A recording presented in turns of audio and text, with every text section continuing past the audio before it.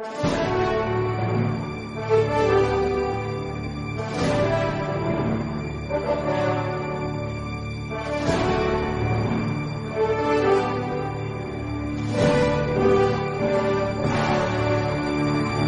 que devemos pensar a respeito do candomblé?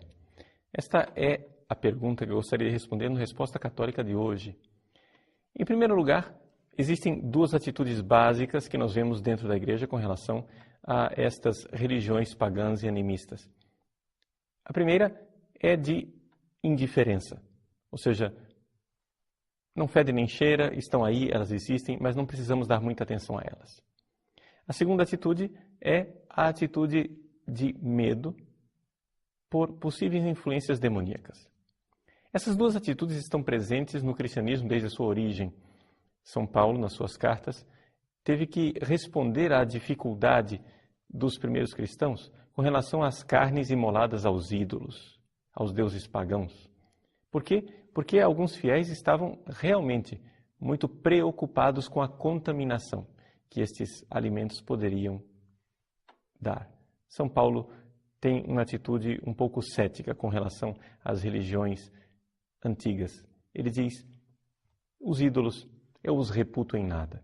Mas, se isso vai escandalizar os fracos, tudo bem, eu me abstenho de comer a carne imolada aos ídolos. Vejam, essas duas atitudes, elas existem. Eu gostaria, no entanto, de fazer uma outra abordagem. Gostaria de tentar compreender o candomblé desde dentro, para que então nós, com os próprios princípios do candomblé, entendêssemos a grande diferença que existe entre o cristianismo e estas religiões pagãs, sem inicialmente demonizá-las ou ter uma repulsa. Vamos entender o que é que está por trás. Existe uma lógica maior no candomblé do que nós possamos suspeitar inicialmente. A ideia que nós temos a respeito do candomblé é que se trata de uma religião rudimentar, portanto, que não tem princípios lógicos. Mas se você for ver, os primeiros cristãos é que tiveram uma grande dificuldade de explicar para os pagãos que nós não tínhamos uma religião irracional.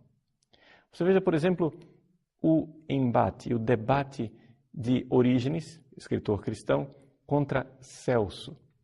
Celso era um escritor pagão que tinha uma lógica. Ele dizia o seguinte, veja, como é possível que vocês queiram cultuar ao Deus único, Criador do céu e da terra, o Deus Supremo? Ora, Deus Supremo, ele é imutável. Portanto, nós não podemos ter relacionamentos com ele, porque ele não vai mudar. Ele não se importa conosco. Ele é perfeito, e tão perfeito que ele não se rebaixa ao nosso nível. O que é que nós podemos cultuar? Dentro da religião greco-romana, o que nós podemos cultuar são os deuses com D minúsculo. Ou seja, esses princípios cósmicos, estas forças cósmicas que estão à nossa disposição e que são mutáveis. Esse é o princípio que rege também o candomblé. Olorum, o Deus único, Criador do céu e da terra, o Deus que tudo fez, ele é inacessível a nós. Para usar uma frase de São Paulo, ele habita em luz inacessível. Pois bem, a este Deus nós não podemos cultuar e é inútil. Por quê? Porque ele é perfeito, é imutável e não está à disposição de nós, pobres mortais. Nós devemos, ao contrário, cultuar divindades menores, que na verdade não são deuses. Não é adequado dizer que o candomblé é politeísta. Na verdade, eles creem num único Deus, Olorum, mas é que este único Deus não pode ser cultuado. O que eles irão cultuar são os orixás, ou seja, estas divindades menores que na verdade são princípios cósmicos que regem a vida de cada pessoa. Por exemplo, olhando para as características de cada pessoa, o Babalorixá, ou seja, o pai de santo, o sacerdote do candomblé, irá descobrir qual é o orixá que rege a sua vida, ou seja, qual é o princípio, qual é a força cósmica que rege a sua vida.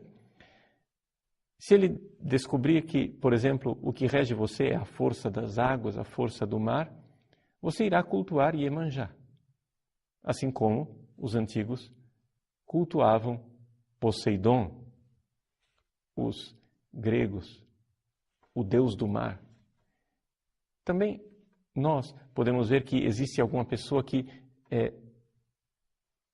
está mais voltada para a guerra, para a técnica, para a arte técnica.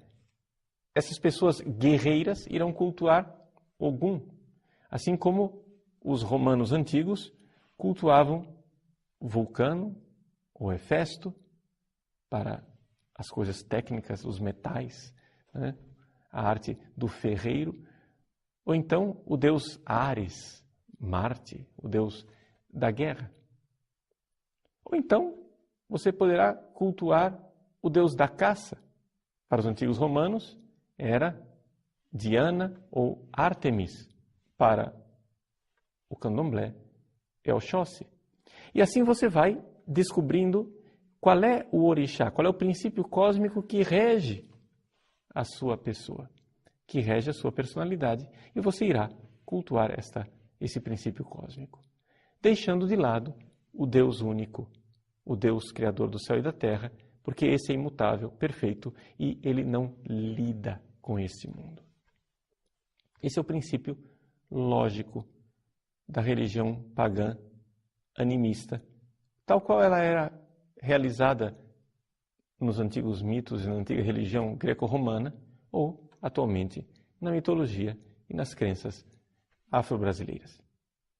Pois bem, o que dizer de tudo isso? Primeira coisa, nós precisamos dar a mão à palmatória como cristãos e dizer que existe uma certa lógica no que eles estão dizendo. De fato, Deus perfeito, Deus imutável, Deus criador do céu e da terra, parece habitar em luz inacessível.